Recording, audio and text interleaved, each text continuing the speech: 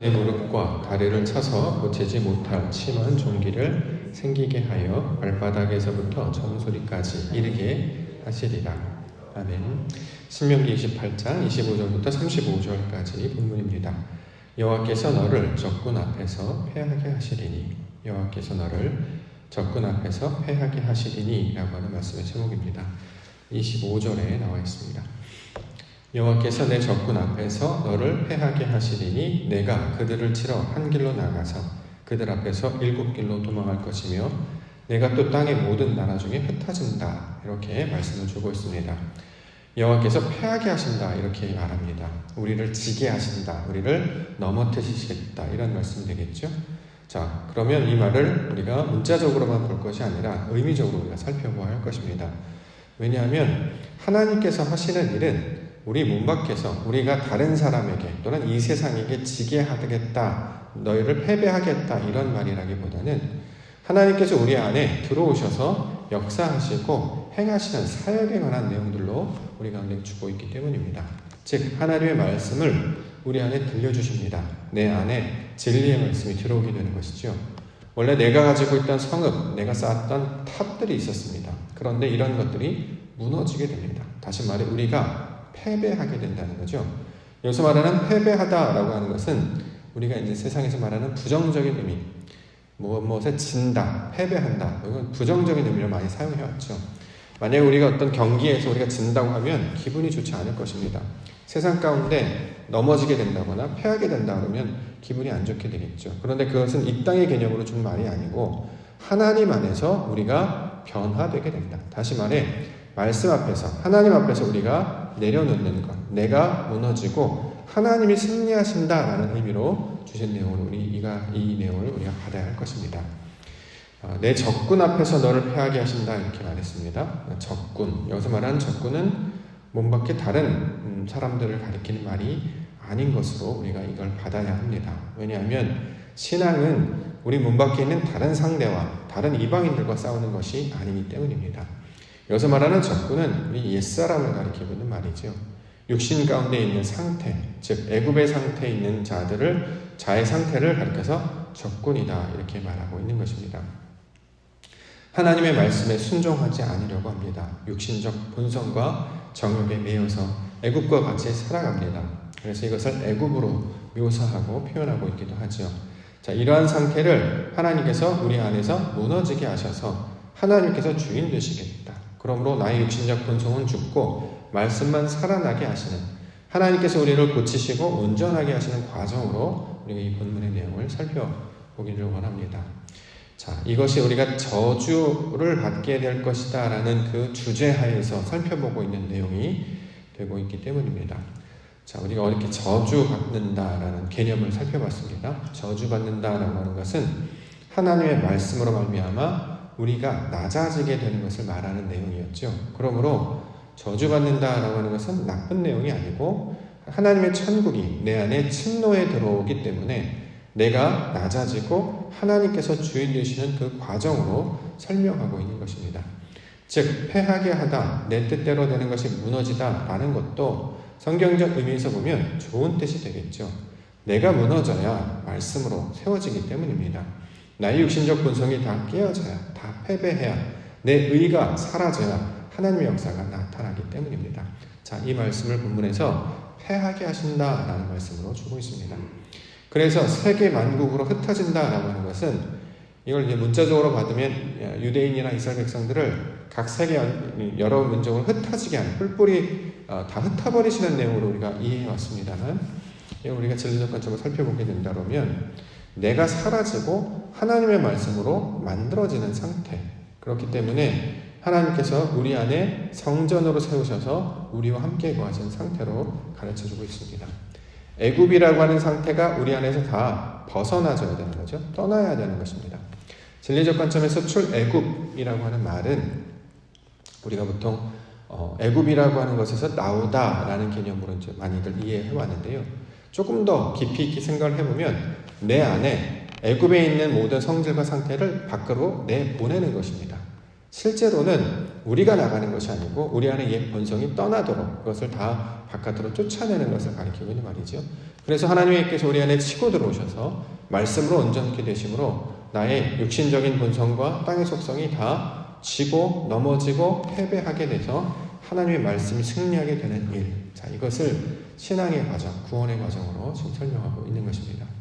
사도 바울은 고린도전서 15장 부활장에서 이렇게 고백합니다. 31절에 형제들아 내가 그리스도 예수 우리 주 안에서 가진 바 너희에게 대한 나의 자랑을 두고 단언하노니 나는 날마다 죽노라. 내가 죽는 것을 자랑하는 사람이라는 거예요. 세상 사람들로 이 관점을 이해한다면 이해가 안 되죠. 내가 죽어요. 내가 집니다. 이게 왜 자랑할 만하죠? 하나님께서 나의 주인 되심을 깨닫기 때문입니다. 그러므로 믿음의 백성들, 신앙의 백성들이라고 하는 것은 나는 죽고 예수로 사는 사람들을 가리키고 있는 말입니다. 그러므로 우리가 날마다 하나님의 말씀 앞에서 훈련하고 또 받고 또 우리가 깨달아야 될 것은 끊임없이 나를 복종시키는 일, 나의 본성을 누르고 주의 말씀으로 서려고 하는 그 훈련과 연습이 우리 날마다 신앙 가운데 필요하다라는 거죠. 우리가 이전에는 여호와께서 우리를 패배하게 하면 하나님께서 우리를 정말 나쁘게 하시려고 하는 것이구나 라고 해서 걱정하기도 하고 염려하기도 하고 두려워하기도 했습니다. 그런데 우리 하나님의 말씀을 온전히 깨닫게 되면 하나님이 하시는 일은 우리를 온전하게 고치시는 일이었어요. 말씀의 사람으로 회복시키는 일이었습니다. 그러면 내가 가지고 있던 원래의 것들을 다 내려놓아야 이것이 가능한 것이 되기 때문에 내가 내 스스로 할 수 없는 이 일을 여호와 하나님께서 행하게 하신다. 그러므로 우리를 새롭게 하나님의 거룩한 백성으로 변화시키는 과정으로 본문의 내용들을 설명하고 있는 것입니다. 그러므로 역사와 줄거리와 인물과 사건을 우리가 듣게 되면 거기에 매이거나 그 안에서 해석하는 것이 아니라 그것을 초월하셔야 됩니다. 그걸 진리적 관점으로 이야기한다는 거죠. 사건을 통해서, 언어를 통해서, 인물과 사건을 통해서 우리에게 말씀을 주시지만 하나님의 본뜻은 거기에 갇히면 안 되겠죠. 우리 하나님의 말씀은 진리이기 때문에 그렇습니다. 그러므로 그 진리를 우리에게 말씀하신다는 것은 결국 하나님의 뜻이 내 안에 이루어지게 하시는 일을 계속 풀어서 설명하시는 내용이 되기 때문에 본문의 내용도 우리를 패배하게 하시는 일을 하나님께서 우리에게 역사하셔서 하나님의 거룩하고 성결한 백성으로 바꾸시는 그 변화의 과정, 구원의 과정으로 받아야 할 것입니다. 오늘도 주의 말씀을 한 장씩 살펴보면서 하나님의 뜻 가운데 나아가는 시간 되기를 원합니다. 첫 번째는 시체가 되는 이야기 하고 있습니다. 26절. 내 시체가 공중의 모든 새와 땅의 짐승들의 밥이 될 것이나 그것들을 쫓아줄 자가 없다. 자, 시체라는 말을 우리 개념으로 보면 우리가 죽었다 이런 뜻이 되겠죠. 근데 이걸 문자적으로 해석하면 안 되고 의미로 받아야 된다고 했습니다. 자, 여기서 시체라고 이제 우리가 번역을 했는데 원래 뜻은 이제 죽은 몸이라는 뜻이 되겠죠. 무엇이 죽었느냐? 내 자아가 죽었다라는 거예요. 그러니까 영적인 죽음을 가리키고 있는 말입니다. 따라서 하나님의 말씀이 우리 안에 역사하게 되면 내 육신적 본성들이 다 사라지게 되죠. 내 옛자가 죽습니다. 옛사람이 죽는 것입니다. 이걸 성경에서 시체라는 말로 좀 번역을 했는데 우리가 가지고 있는 그 어떤 죽은 몸의 개념이 아니라 하나님의 사람으로 변화된 그 상태를 나타내는 말입니다. 이걸 진리적으로 받아야 길을 잃지 않게 된다는 거죠. 우리가 하나님의 백성으로 그 말씀으로 바뀌어지게 됐습니다. 나는 죽고 하나님의 백성으로 바뀌게 되었어요. 우리가 민수기의 말씀을 통해서 봤죠. 1세대가 땅에서 다 죽어지고 2세대가 가나안 땅으로 들어갑니다. 1세대. 자, 애굽에서 나오는 그 처음에 있었던 백성들을 가리키고 있는 말인데 그것은 우리가 이제 상징적으로 본다고 하면 우리가 원래 가지고 있는 육신적 속성들을 가리키고 있는 말이죠. 이것들이 광야에서 다 죽어져야 하겠죠. 광야, 말씀이라는 뜻이죠. 하나님의 말씀 안에서 나의 육신적 속성이 죽어져야 말씀으로 다시 세워져서 신명기, 말씀들이라는 뜻의 신명기로 바뀌어서 그들이 들어가는 땅이 가나안 땅이 되는 것입니다. 마찬가지로 나의 육신적 성성이 다 죽어지고 하나님의 말씀으로 변화된 상태, 이거를 지체라고 좀 번역을 했는데 우리의 개념으로 오해하지 않도록 늘 주의해야 하는 것입니다. 공중의 모든 새와 땅의 짐승들이 밥이 됐다 이제 이렇게 표현하는데요.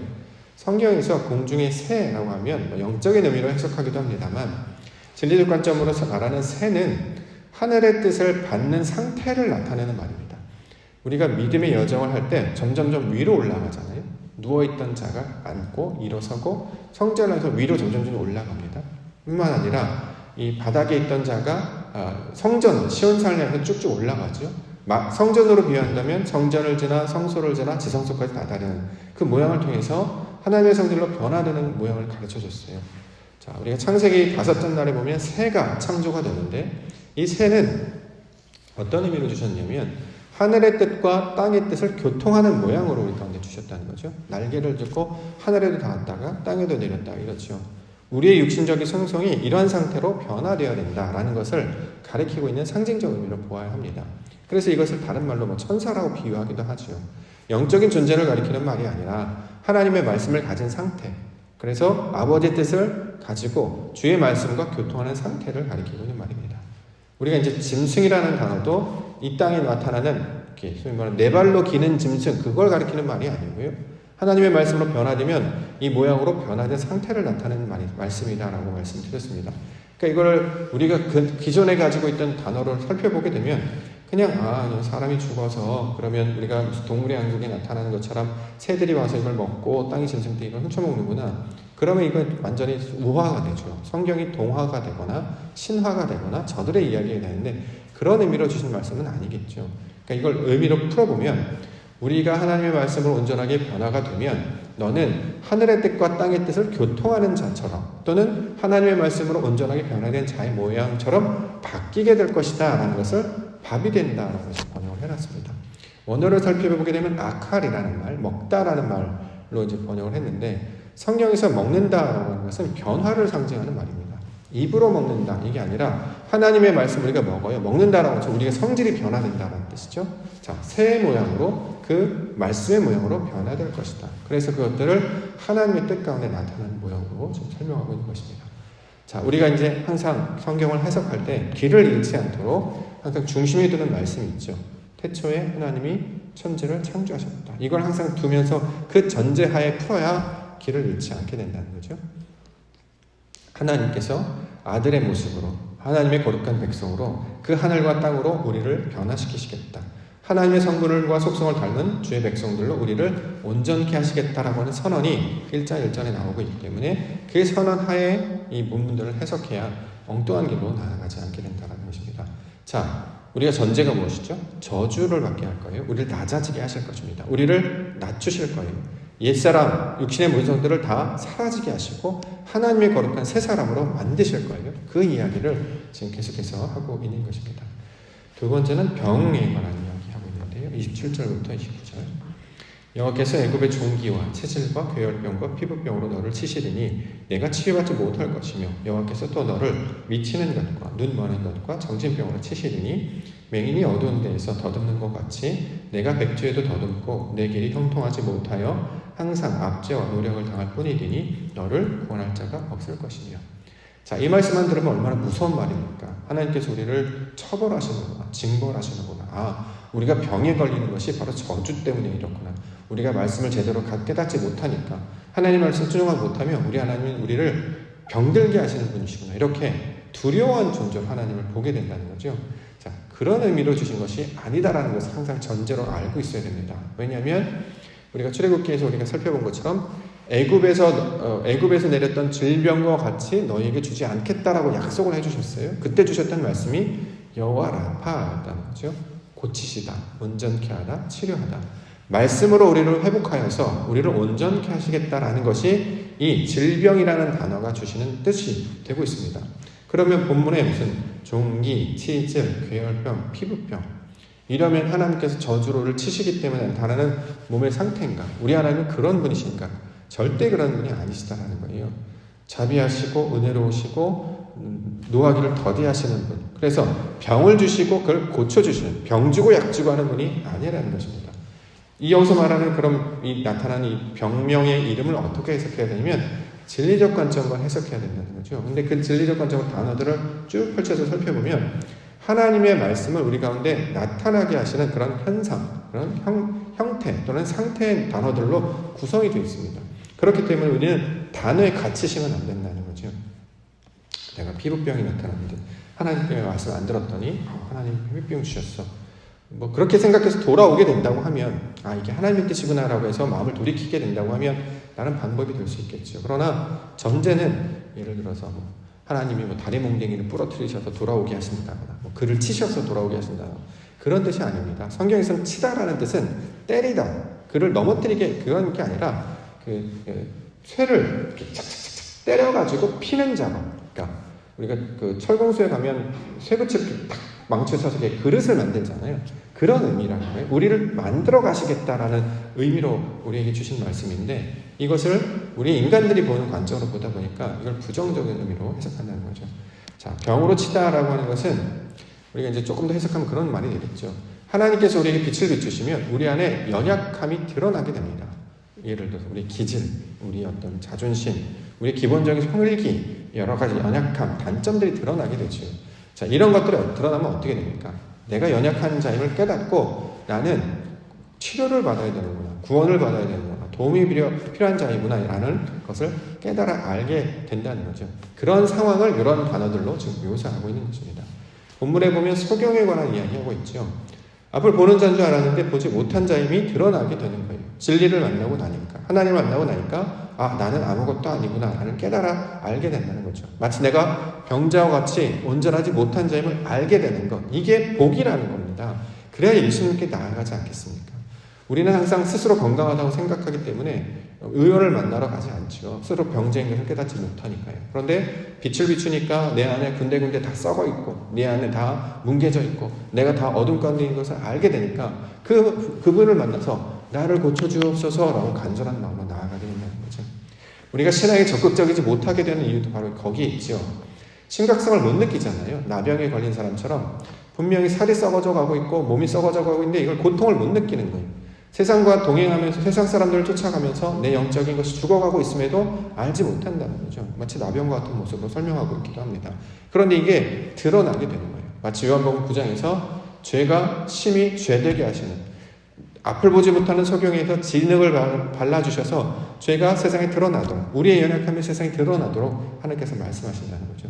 인생을 살아가다 보면 무너지는 순간들이 나타나는데요. 이게 다 하나님이 없이는 살지 못하는 것임을 깨달아 알게 하시는 아버지의 뜻이 되고 있는 것이죠. 이것을 낮추다라는 개념으로 설명하고 있습니다. 마지막으로 주시는 말씀은 아내, 자녀, 소산에 관한 이야기하고 있습니다. 30절만 보겠습니다. 내가 여자와 약혼하였으나 다른 사람이 그 여자와 같이 동침할 것이요, 집을 건축하였으나 거기에 거주하지 못할 것이요, 포도원을 심었으나 내가 그 열매를 따지 못할 것이다. 그 다음에 소, 자녀 이런 이야기 쭉 이어서 가고 있는데요. 여자와 약혼하였으나 다른 사람이 그 여자와 동침한다. 결혼했는데 그 여자를 뺏긴다. 이제 이런 말로 해석을 했는데 우리가 이제 그동안 알고 있었던 내용이고 성경적인 뜻은 아닙니다. 성경에서 말하는 여자라는 개념은 늘 말씀드리지만 말씀을 받은 상태를 가리키는 말이었어요. 남자, 말씀을 가진 자가 말씀을 하나님의 뜻으로 받게 돼요. 그럼 우리는 여자가 되는 것이죠. 그 여자는 준비하는 것은 결혼을 준비합니다. 신랑을 기다리는 자로 우리가 바뀌게 되는 거죠. 그래서 항상 등불을 들고 그 찾아오시는 분을 기다리는 상태가 된다는 거예요. 그래서 이 본문에 나오는 내용은 내가 어떤 결혼을 했는데, 아이를 낳는데, 뭔가를 거두었는데 이걸 뺏긴다 이런 뜻이 아니라 하나님의 성질로 바뀌게 되면 내 뜻대로 살아가지 않는다라는 뜻이에요. 세상의 방식으로 내가 원래 알고 있던 나의 육신적 방법으로 살아가지 아니하고 다른 말씀, 다른 주인과 여기서 말하는 그 진리를 나의 머리 삼아 살게 되는 것을 가리키고 있는 말입니다. 원래 우리는 누가 주인이면 내가 주인이었잖아요. 내가 주인이었는데 말씀이 우리 안에 들어오면 이제 더 이상 내가 주인을 안 살고 그가 나의 주인으로 삼게 됩니다. 그가 우리의 머리가 되시고 그가 우리의 주인이 되시는 거죠. 진리가, 하나님의 말씀이, 주의 성령이 그리스도께서 우리의 주인이 되십니다. 그래서 그와 결합해서 살아가는 것을 가리키고 있는 말입니다. 이걸 만약에 다르게 이제 해석하면 이걸 다른 쪽으로 막 오용하거나 왜곡할 수도 있는데 우리가 조금 더 나아가서 진리적 관점으로 하나님의 의도를 우리가 살펴보아야 할 것입니다. 본문에 나타나는 자녀들, 이것도 육신의 자녀, 아들, 딸 잘 낳았다 이런 말이라기보다 신앙에서 나타나는 열매들을 가리키고 있는 말이죠. 이것이 우리 안에 믿음으로, 신앙으로, 영적인 열매로 맺혀지게 될 것이다 라고 주시는 하나님의 약속의 말씀을 두고 있습니다. 그렇기 때문에 하나님을 만나게 되면 내 것을 내려놓을 수가 있게 되는 거예요. 하나님께서 우리를 치료해 가시고 온전하게 가시고를 갖고 가시니까 믿음이 우리 안에 들어오고 말씀이 우리 안에 들어와서 그것을 온전히 깨닫게 되면 기꺼이 나의 몸을 드리게 됩니다. 그걸 십자가로 나아간다라고 하죠. 나는 죽고 예수로 거듭나는 것. 이것을 하나님의 구원의 방식으로 우리를 온전케 하는 방향으로 설명하고 있습니다. 오늘도 하나님이 주신 것을 부정적으로 보는 것이 아니라 아버지의 뜻으로 보아야 흔들리지 않게 됩니다. 부정적으로 판단하는 건 내 뜻이에요. 내가 원래 가지고 있는 어떤 기준이 있습니다. 여기에 다다르면 옳고 여기에 다다르지 못하면 옳지 않다. 항상 우리가 주인이 판단했던 삶을 살았다는 것이죠. 그런데 그런 모습으로 살지 않고 아버지의 뜻을 쫓아 살아가게 됩니다. 눈으로 보는 것. 그래서 우리가 어저께 얘기했던 것처럼 복과 저주가 하나 같은 뜻이었고 낮과 밤도 같은 뜻이었어요. 내 안에 좋은 일이 생겼다고 해서 교만하지 않고 설령 나쁜 일이 생겼다고 해서 낙심하지 않습니다. 왜요? 우리를 낮아지게 하셔서 하나님의 말씀 앞에 나오게 하시는 아버지의 역사로 우리가 이것을 이해하기 때문입니다. 그 아버지의 약속의 말씀을 받은 자들은 평강과 믿음 가운데 있기 때문에 찬송이 나오는 것이고 감사가 나오게 된다라는 것이죠. 그러한 자들로 부르신 것이 하나님의 부르심이고 하나님이 세우신 교회의 모습이 되고 있습니다. 오늘도 그 하나님의 높으신 뜻, 우리를 온전케 하시고 우리를 새롭게 하시고 아버지의 백성으로 살게 하시는 그것임을 깨달아 우리가 만약에 배워야 될 것들이 있다면 깨달아 알게 하시고 이것을 통해 육신의 소욕들을 다 내려놓게 하시고 아직도 내 안에 살아있는 나의 욕망과 땅의 방식들을 내려놓고 하나님께서 보내신 그리스도 예수 그 모습을 닮은 자로 살게 하여 주시옵소서. 그래서 하나님의 나라를 경험하는 믿음의 백성들이 되게 하여 주시옵소서. 이렇게 기도 가운데 나아가시며 하나님의 뜻을 이루시는 우리 믿음의 백성들 되시기를 주의로 간절히 축원합니다. 기도하겠습니다.